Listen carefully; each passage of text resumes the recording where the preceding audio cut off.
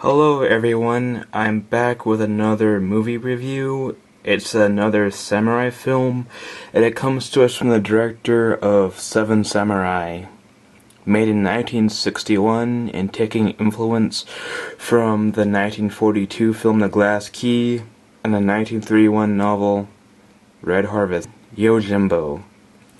Set near the end of the Tokugawa shogunate government, the story centers around a wandering ronin named Sanjuro, who one day goes into a town run by two rival yakuza gangs, one more ruthless than the other. He learns from the sake merchant how vile the two gangs are, and decides, out of boredom and need of money, to give the town a fresh start and get rid of the two gangs.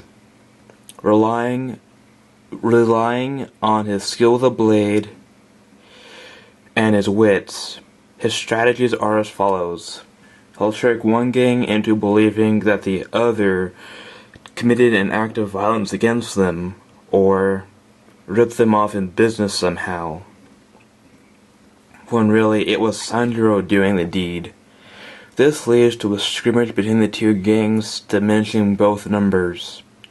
Both gangs compete for Sanjuro's muscle after witnessing him cut down three guys. Sanjuro takes advantage of this and pretends to be on one side then the next.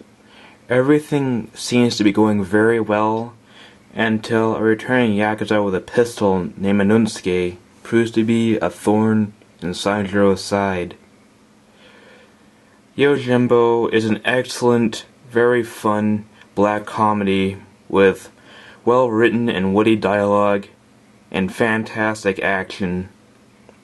I love the atmosphere that Kurosawa creates from the opening credits to the entrance of the town. It's a very suspenseful atmosphere he creates. I also love the black humor that this movie has.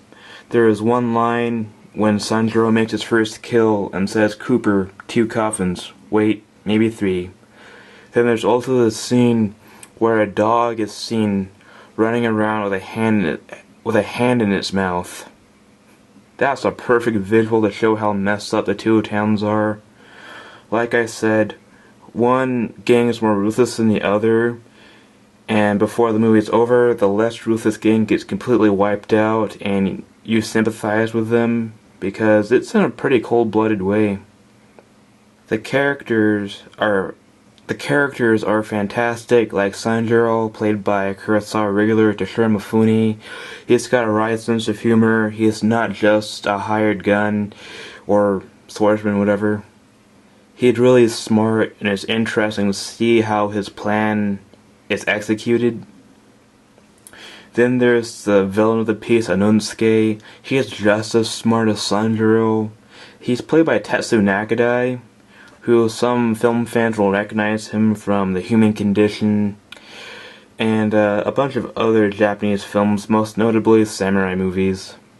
He's deliciously evil as the part of Anunsuke, and the character, he's evil, he loves being evil. He's the only person in the movie that has a pistol, and that's an excellent challenge for Sanjuro because, let's face it, sword, pistol. No matter how hard you train or how skilled you are with a sword, when it comes to a pistola, you're finished. It's interesting to see how Anunsuke is overcome by Sanjuro.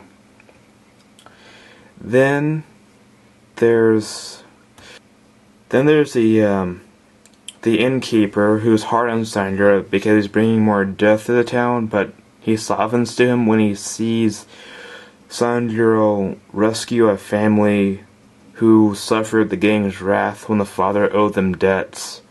For the most part, Sanjuro was just doing things for fun and boredom and money, but he saved the family out of the goodness of his heart, asking nothing in return. So he sees Sanjuro grow as a person. Then there's a coffin maker.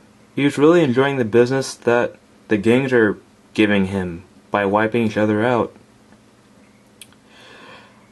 And also, there's a terrific soundtrack by Masao Sato. You won't soon forget the soundtrack. And with almost all Kurosawa movies, the visuals are outstanding.